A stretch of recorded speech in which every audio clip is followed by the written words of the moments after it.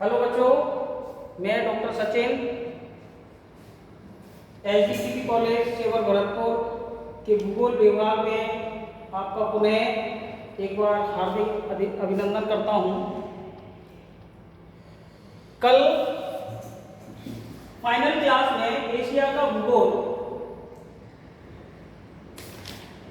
का प्रादेशिक उपागम के अंतर्गत किस तरह से पाठ्यक्रम निर्धारित किया गया है, इस पर हमारी चर्चा चल रही थी। तो हमने विश्व के संदर्भ में एशिया या किसी क्षेत्र विशेष का उसके ऊपर वाले रीजन से क्या सहसंबंध होता है, वो यहां से लेके और शक्ति संसाधनों तक चर्चा करनी थी। अब इसके बाद आज हम बात करेंगे, नेक्स्ट जो पॉइंट होता है जनसंख्या। किसी भी क्षेत्र का महत्वपूर्ण कारक होती है उस जनसंख्या की संरचना। सबसे पहले बात आती है जनसंख्या। विश्व में ऐसा कोई क्षेत्र नहीं है, कुछ क्षेत्रों को छोड़कर, जहां जनसंख्या नहीं पाई जाती हो, यानी मानव जनसंख्या नहीं पाई जाती हो। और जनसंख्या का किसी क्षेत्र विशेष में, यहाँ एशिया की बात कर रहे हैं तो एशिया के विभिन्न क्षेत्रों में किस तरह से वितरण पाया जाता है, कहाँ पर जनसंख्या का उच्च संकेंद्रण है, कहाँ मध्यम है, कहाँ पर निम्न और निम्नतम संकेंद्रण पाया जाता है, ये हम वितरण के अनुसार देखते हैं। जनसंख्या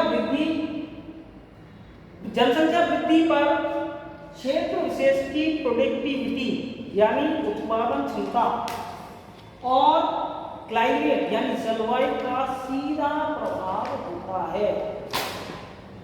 आपने देखा होगा कि जो क्षेत्र शीत प्रदेश है वहां जनसंख्या वृद्धि और संकेंद्रण दोनों ही निम्न स्तरीय पाया जाता है, जबकि उष्णकटिबंधीय क्षेत्रों में जनसंख्या का संकेंद्रण और जनसंख्या वृद्धि मध्यम स्तर की पाई जाती है। लेकिन उष्ण आर्द्र क्षेत्रों में जनसंख्या और जनसंख्या वृद्धि की जो दर है वो उच्चतम पाई जाती है, यानी उच्च पाई जाती है। तो जनसंख्या के अंतर्गत जनसंख्या की संरचना, जनसंख्या का अध्ययन कई तरह से किया जाता है। यदि हम जनसंख्या का एक जो पैटर्न है जनसंख्या अध्ययन का, वो कार्यशील जनसंख्या, अकार्यशील जनसंख्या, फिर जनसंख्या में विभिन्न वर्गों में यानी आयु वर्ग के अनुसार उसका क्लासिफिकेशन करना और उसको डिस्क्राइब करना, क्योंकि मेन प्रोडक्टिव पॉपुलेशन जो होती है वो 19 से 50 आयु वर्ग तक का वर्ग होता है, जो मुख्य कार्यकारी जनसंख्या भी होती है और जनसंख्या को बढ़ाने वाला वर्ग भी यही है। इसके बाद एग्रीकल्चर की बात करें, कृषि की बात करें, विश्व में सभी क्षेत्रों में किसी न किसी रूप में कृषि की जाती है। विश्व की लगभग 2/3 जनसंख्या कृषि और उससे संलग्न व्यवसायों में ही कार्य कर रही है, यानी उसी से अपना जीविकोपार्जन करती है या आय अर्जित करती है। तो कृषि के प्रकार ये अभी आगे बात आएगी। इसके बाद जो है मत्स्य, क्योंकि हमारे एशिया की हम बात कर रहे हैं या किसी भी बड़े प्रदेश की जो हम बात करते हैं, चाहे यूरोप की बात करें या अमेरिका की बात करें, तो सभी के आसपास जो है सामुद्रिक क्षेत्र है और वहां से मत्स्य उत्पादन यानी मछली पकड़ने का काम किया जाता है। इसके बाद उद्योग धंधों में लघु, मध्यम और बृहद कुटीर सभी प्रकार के उद्योग धंधों को सम्मिलित किया जाता है। नेक्स्ट जो है वो है परिवहन एवं अंतरराष्ट्रीय व्यापार। अब ये जो सारे फील्ड जब कंप्लीट हो जाते हैं तो चाहे मत्स्य करना हो, चाहे आपको उद्योग हो, कृषि हो या स्वयं पॉपुलेशन हो, सभी को एक स्थान से दूसरे स्थान तक ट्रांसपोर्ट करने के लिए, पहुंचाने के लिए परिवहन की आवश्यकता होती है। इसलिए अगला जो टाइटल होता है वो परिवहन एवं अंतरराष्ट्रीय व्यापार। जो भी उत्पादन हो रहा है उसको अपने अंतर प्रदेश में और उससे बाहर के क्षेत्रों में यानी अंतरराष्ट्रीय दूसरे देशों को हमको क्या करना है, पहुंचाना है। ये जो है ये सभी प्रादेशिक भूगोल उपागम के अंतर्गत ये सारे चैप्टर्स जो है इसी स्वरूप में रहते हैं। इसके बाद जब किसी प्रदेश के इन सभी कारकों का अध्ययन हो गया है, यानी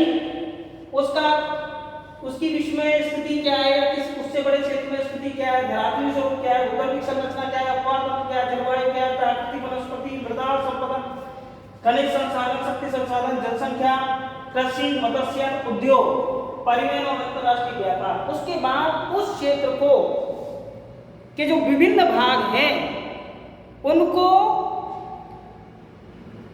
उनके समान लक्षणों के आधार पर और अलग अलग लक्षणों के आधार पर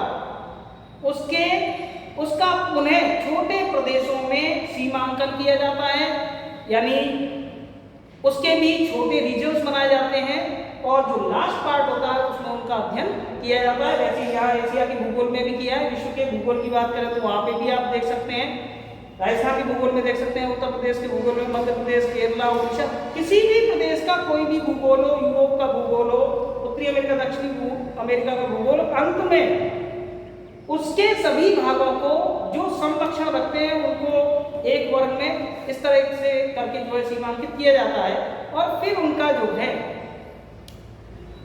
विशिष्ट अध्ययन किया जाता है उनकी विशेषताओं के आधार पर। तो यहाँ हमारे एशिया के भूगोल में जापान का प्रादेशिक भूगोल, अगर आप जापान को देखेंगे जो एशिया के पूर्व में स्थित है, इसकी एक अलग तरह की लोकेशन है। उसके बाद चीन का प्रादेशिक भूगोल। अब चीन में भी एक विशेष रीजन आता है जिसे हम रेड बेसिन या इसको हम कहते हैं जेजुआन बेसिन। कौन सा बेसिन? जेजुआन बेसिन।